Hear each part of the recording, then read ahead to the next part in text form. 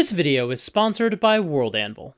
Before we begin, I want to offer a disclaimer. This is a video about factions that references a couple of MCU movies, including one where the villain harbors a grudge for an endless war and attempts to perform a genocide, and my goal when discussing it is to regard the film on its own terms and not draw parallels to any specific historical context.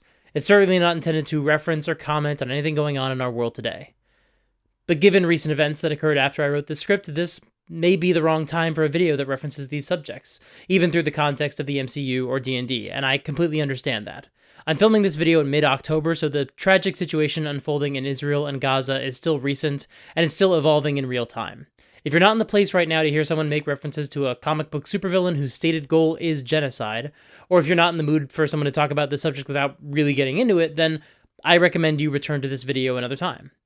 Children have died, and at the time of filming, more children are about to die, and that is not more important than my YouTube video. So please take care of yourself and know that whoever you are, I care about you. About a year ago, I made 3 videos about alignment, so-called monstrous races like orcs and hobgoblins, and why these sorts of creatures are so often considered evil by default. If you didn't watch them, go check them out, a link's in the doobly-doo. But the general thrust is this. I think it's silly to declare that all orcs or drow or goblins or whatever are born evil. I think that concept has some very complicated, deeply embedded roots in white supremacy, but I don't think this makes you bad if you just treat your orcs like cannon fodder, because that is what they were designed to be. And I also don't think that you can't have antagonistic orcs, or even straight-up evil orcs.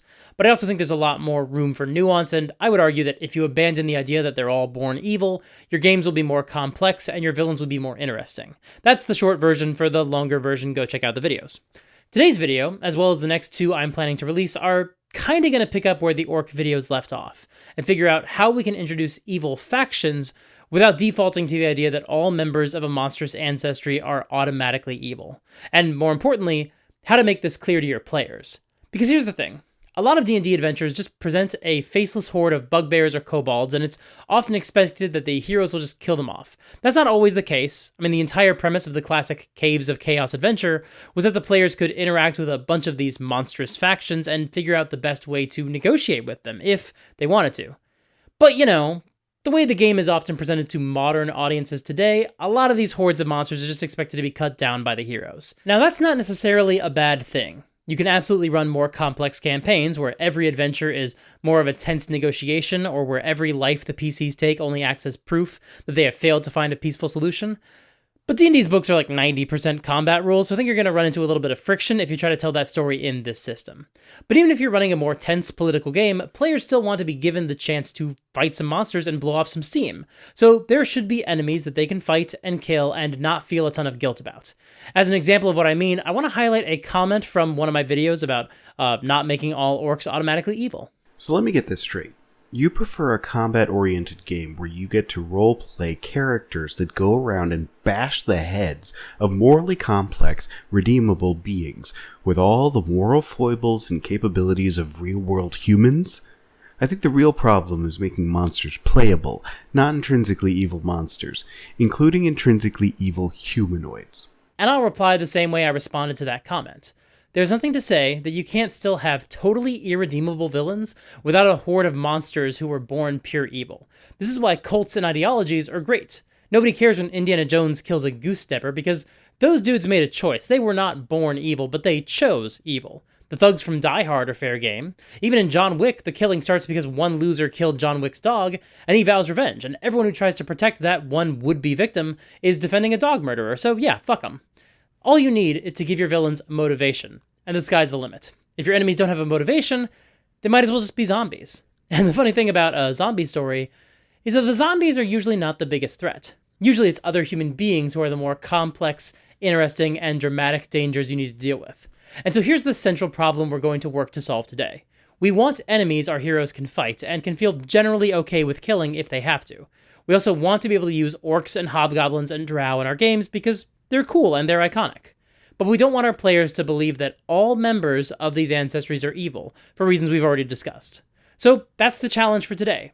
How do we include hordes of goblins and drow and whatever else, without implying that they're all born evil? The first approach I'm going to recommend is actually pretty simple. If your campaign is going to include a squad or army of evil hobgoblins, for example, then you just take a minute to establish that some hobgoblins are also just part of society. And I recommend you make this as uncontroversial as possible for the people who live in this society. Now, it's possible that doesn't line up with your idea for what makes D&D interesting. You might like the idea that creatures like orcs and drow live on the edges of society, whereas civilization is more human-centric. And if that's the case, I completely understand, and this technique might not be the right fit to convey what you think is cool about a fictional world of D&D. I personally don't mind having some weird creatures wandering around, but that might not be your thing, and that's fine. But I still think this is one of the most straightforward ways to establish that a tribe of evil goblins is not necessarily a sign that all goblins are evil. For example, let's create a couple of sample NPCs and see what message they might signal to your players. We'll use hobgoblins as our example. Let's say that you've got a horde of evil hobgoblins in your campaign, but you don't want your players to think that all hobgoblins are evil. So you'll need to find a way to establish that. Now, if you don't like the idea that hobgoblins are properly integrated with society just like anybody else, then this first NPC could still totally work for you. Let's introduce a hobgoblin who had some sort of falling out with his tribe and lives in a hut just outside the city walls at the edge of the forest. This hobgoblin is basically a strange loner who nobody knows anything about. Often he disappears into the forest for long stretches of time, but every once in a while he comes into town with some meat that he hunted and he trades it for some basic goods. This hobgoblin is an expert in the forest, maybe they're a potential mentor for your party's ranger, but also this guy defected from the evil Hobgoblin Legion, so he's a source of exposition about your campaign's villains. That's a pretty cool NPC actually, but we are running into the potential that we've got a one of the good ones trope, so you'd want to approach that with caution. But if you're willing to establish that some hobgoblins just live in the city like normal folks, which I don't have any problem with in most of my games, then let's create a second NPC, a hobgoblin captain of the guard. They could also be the mayor instead, but the point is, they're a member of the establishment. Now, they still don't have to be a good or helpful person. I've already made a video discussing how the local authorities really shouldn't be that helpful, otherwise they risk stealing the player character's thunders during an adventure. But by making these hobgoblins members of the government, you're showing that this hobgoblin is fully a member of society, and it's not even a big deal at all. And so, automatically, this makes it clear that the evil hobgoblins aren't just evil because they're hobgoblins. They've clearly got some other motivation, and we'll talk about that in a minute. But before we move on, though, I want to point out that there is a gray area for this technique. I wouldn't recommend you make this hobgoblin a servant or a clear subordinate. To explain why, I'm going to have to give some extremely minor spoilers for Campaign 2 of Critical Role. In that campaign, one of the characters had some beef with goblins. They do not like goblins. They pretty much assume all goblins are savage little monsters because those are the only ones they'd ever interacted with. But Matt Mercer was introducing more moral complexity to this campaign, including the idea that not all drow and goblins and minotaurs and stuff are just generically, genetically evil. And so at one point, when the group visits a city, they meet a goblin who is a manservant for a wizard. He greets the visitors who come to the wizard's tower, and he attends to their needs. And I get what Matt was going for. He wanted to show that not all goblins are savage little monsters, so meeting one who wears spectacles and a dapper suit helps to illustrate that. But I remember feeling a little uncomfortable at how this goblin was presented because he kind of just recalls some tropes around civilizing people from other cultures by training them to be polite and moving them into the role of a servant. Now, that absolutely was not Matt's intention. By no means am I implying anything of the kind. I just don't think he considered how it might look that this was the first civilized goblin the players had ever interacted with. If this goblin had been the 2nd or the 10th or the 50th, it would not have mattered. Goblins can just be manservants. Anybody can be a manservant. I only felt some weirdness there because he was the first, and because of that, it doesn't properly imply that goblins can just be normal people like anybody else. But this is why I recommend that the first member of this ancestry that you introduce in Civilization shouldn't be in a servant role, because it does not send the right message that this individual is necessarily someone who grew up in this society. Now, that's just the cultural baggage we have around this kind of topic. If you do present a character that way, it is not the end of the world. It's just not the most effective way to communicate the idea that we're trying to capture. The next technique you can use to make it clear that not all members of any given ancestry are evil is to give the villain a clear motivation. Sometimes it really is that simple. And to see how we can get this right, let's look at 2 of the MCU villains with the weakest writing. Malekith from Thor the Dark World, and Ronan from Guardians of the Galaxy. First, to show the bad version, let's discuss Malekith.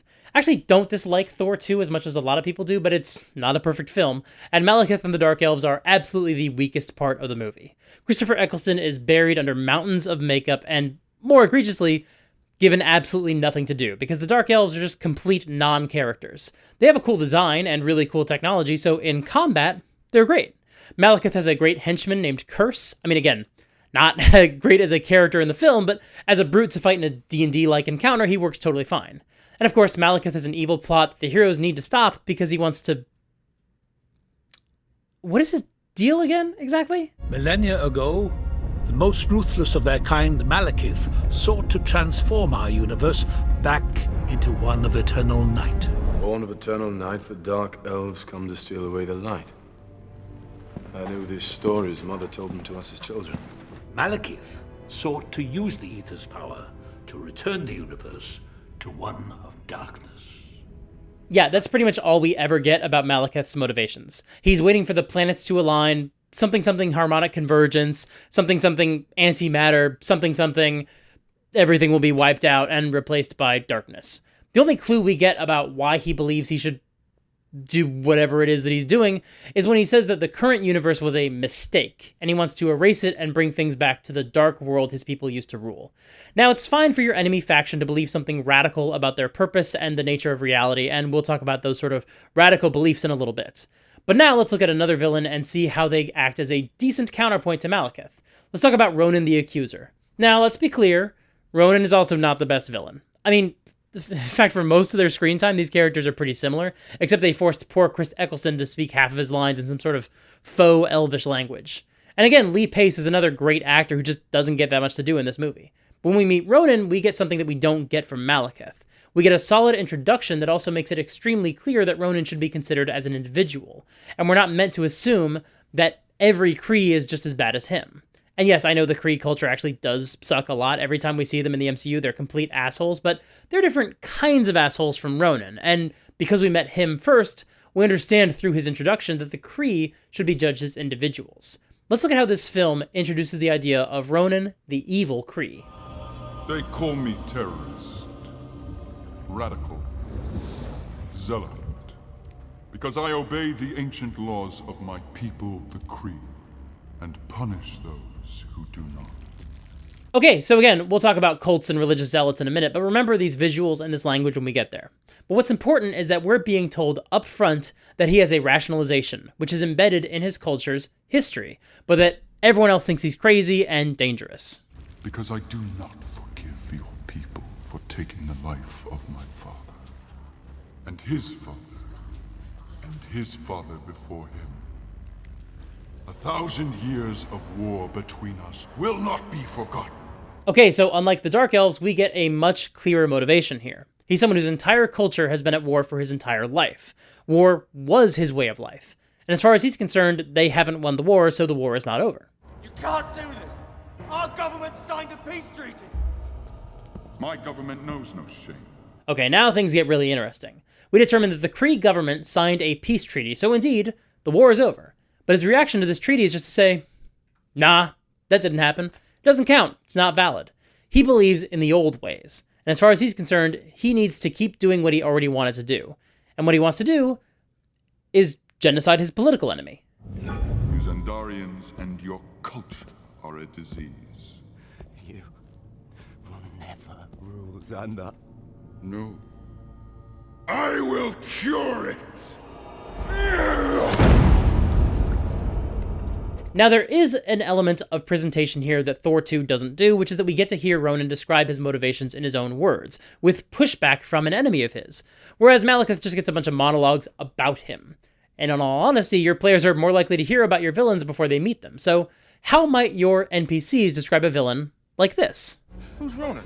A Kree fanatic, outraged by the peace treaty, who will not rest until Xandarian culture, my culture, is wiped from existence. Again, look at that keyword. Ronan isn't just a Kree, the same way your villain might not just be an orc or a drow or a goblin. Ronan is a Kree fanatic. That modifier is important because it fully tells your players that, no, they shouldn't assume all Kree are villains just because Ronan is. You know what's funny?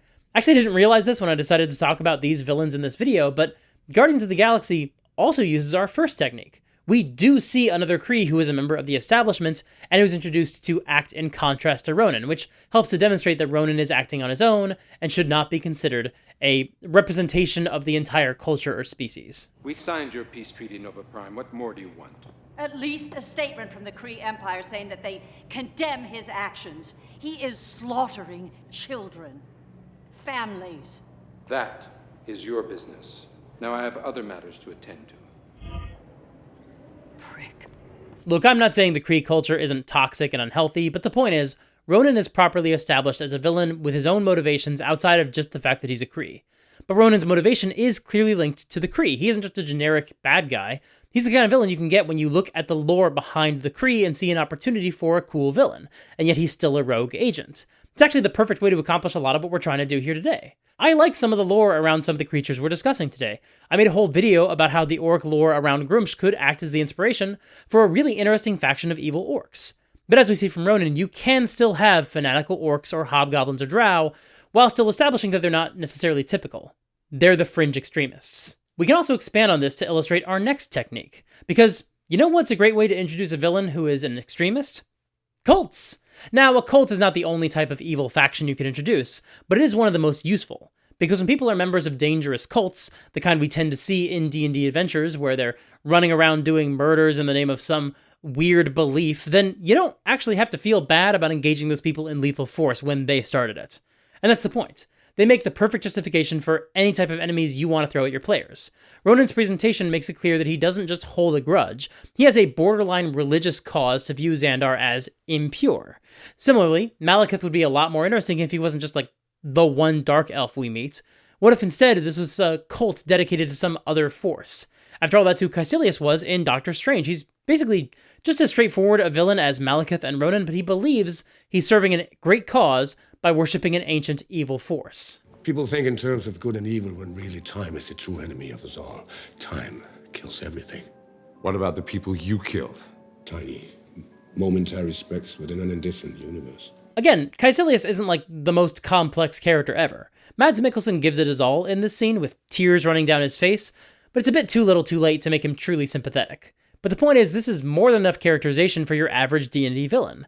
He's a cultist. He believes the world would be better if they just handed over the keys to an elder god. The world is not what it ought to be. Humanity longs for the eternal, for a world beyond time, because time is what enslaves us. Time is an insult.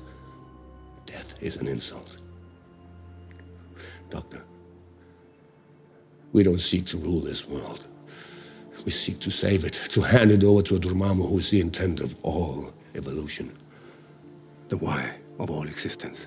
He's not the destroyer of worlds, Doctor. He's the savior of worlds. In the D&D adventure Red Hand of Doom, the villains are an army of hobgoblins, and they're doing what you would probably expect from an army of hobgoblins. They're invading other towns and conquering the land. They don't technically have to be anything other than evil hobgoblins who just want to conquer people. They would still fulfill the same narrative function. But they are more complex, and they are more interesting. Their leader is Azar Kul, a half-dragon hobgoblin who found a temple to Tiamat and became a devout priest in her cult. And thanks to the help of his draconic parent, and more on that later, Azar Kul was able to convert his tribe into Tiamat followers, and so now they're on a mission to conquer the territory in her name. As I pointed out at the beginning, I got a bunch of comments on my old orc videos that said something along the lines of, well, the reason that we need all orcs and drow and whatever else to be evil by default is so the heroes can have someone to fight without feeling guilty. But that's the point of cults. If you don't believe me, then, like I alluded to earlier, just watch any Indiana Jones movie. The main villains in those films are linked to some pretty heinous, toxic, and dangerous rhetoric. And so because of that, we know that we super do not have to feel bad about every foot soldier and stormtrooper that Indiana Jones bumps off. But also, I doubt anybody's watching those movies and assuming that the filmmakers are trying to imply that all Germans are evil. That's just not a reasonable conclusion to draw. The reason we don't think that is because we live in the world where, like, we can just go meet German people and we know they're not all evil. That's probably not true in the world of your game. Your players only know what you show them about the other cultures in this world. And also, Germans aren't literally a different species, unlike hobgoblins or orcs, which is why it's useful to use the first two techniques to draw those distinctions. But there are plenty of truly extreme beliefs you can give to your villains, and if they're members of a cult, then you can pretty much do whatever you want. You could even have them want something that makes no sense, like wanting to plunge the universe into darkness, I guess. It's still a pretty thin plot. I mean, part of the issue is that we just have no idea what the Dark Elves want or what it would mean. Like, what was their world like before? What do they believe in? What's their whole deal? There's just no effort at all made to develop them in any meaningful way. And you know what that means?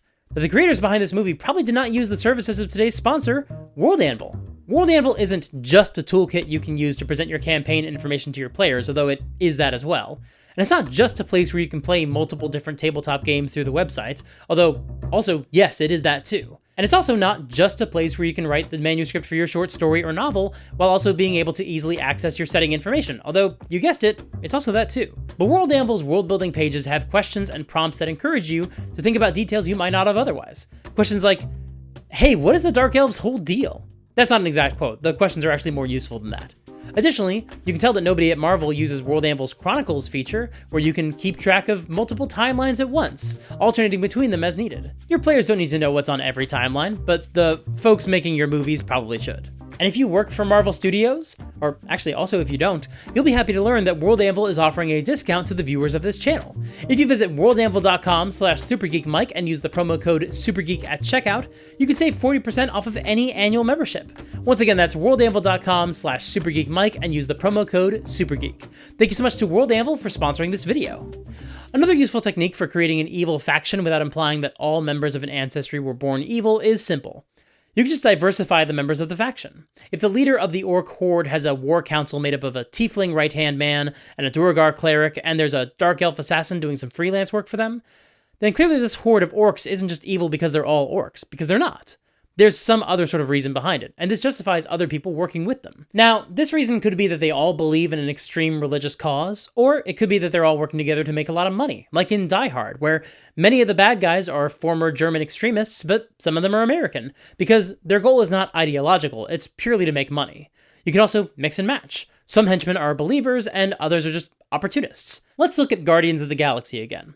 Unlike Malekith and his army of dark elves, or Caecilius and his 4 cultist friends, Ronan has a broad portfolio of allies. He has one henchman, Korath, who is a fellow Kree, according to the Marvel wikis, and his other 2 henchmen are Nebula and Gamora, even though Gamora betrays him almost immediately. Nebula is working with Ronan because her father, Thanos, has made a deal with Ronan to destroy Xandar in exchange for the MacGuffin, so Nebula isn't a believer in Ronan's cause. She's there as part of a political alliance. In fact, later in the movie, spoilers, she only stays by Ronan's side because he promises to kill Thanos. She doesn't care about Xandar one way or the other, even though the destruction of Xandar is literally Ronan's whole deal. Besides those 3 henchmen, Ronan also has a few monks working for him who are not Kree, even though they totally could have been. And his army is made up of Sakarans, insect men who are just soldiers for hire. They don't have any grudge towards Xandar, they're just in this for the money. Again, we get the same thing in Red Hand of Doom. There are plenty of different types of hobgoblins and goblins and bugbears, but there are also some dragons, because the villains are cultists of the Dragon Queen. And also, some of the hobgoblins ride manticores, and the army has some hill giant allies, because why not? There's also a key moment during the campaign where the hobgoblins try to make an alliance with a lich, and the heroes can potentially intervene and stop that from happening. Again, by making this about an army fighting for a cause, there's opportunities for lots of different kinds of enemies, which makes these encounters much more interesting. In the Dark World, the heroes just fight a bunch of dark elves, and while plenty of people have already complained long enough that all these Marvel movies just boil down to fighting faceless hordes of enemies at the end, if we're looking at this as a lesson for our D&D game, making the bad guys all homogenous members of the same culture is really boring. The opening scene has Thor fighting a rock dude and a bunch of other random monsters, including one guy who just looks like the literal devil. Sure, they're still just a horde of randos, but at least they're a little bit more diverse. After that, Malekith gets some vague superpowers from the MacGuffin, and one of his henchmen is a big, crackly, lava-looking dude, but everyone else is just a dark elf, and that's bad enough for a movie, or, every single movie in the franchise. Marvel, I know it might not seem like it, but I really like a lot of your stuff, but please stop ending your movies with the hero fighting a homogenous army. It's so much worse than the Skybeam problem. But anyway, in a movie, that's bad enough. In a tabletop game, the lack of different types of enemies could be potentially fatal for your player's interest in the campaign. Because really, that's the issue we're circling here. We want to make sure that your players feel like they can be invested in the game. They want to feel like this is a real world with real people living in it. And if you can make these villains more interesting, then I think that goes a long way. Now, there are some creatures that I don't think need this same level of treatment.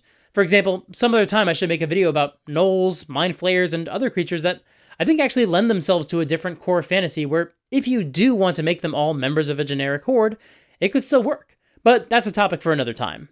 But in general, I feel like your villains would be stronger if you can articulate what they want, and breaking them off into factions helps a lot with that. And on Thursday, we're going to continue this talk by looking at some real-world factions and seeing what they can teach us about the factions that we might include in our campaigns. Specifically, we're going to look at some real-world political factions. Some real-world American political factions. 2 real-world American political factions.